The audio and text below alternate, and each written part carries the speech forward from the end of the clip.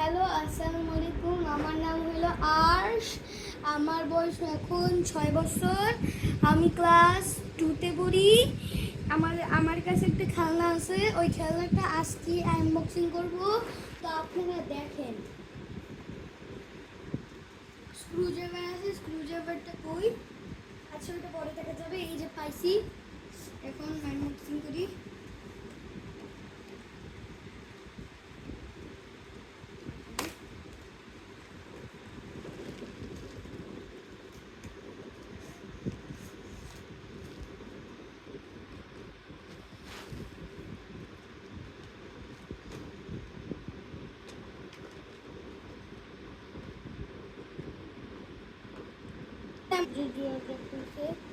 বেরোচ্ছে, এই তো বেরোচ্ছে, লেগে গেছে।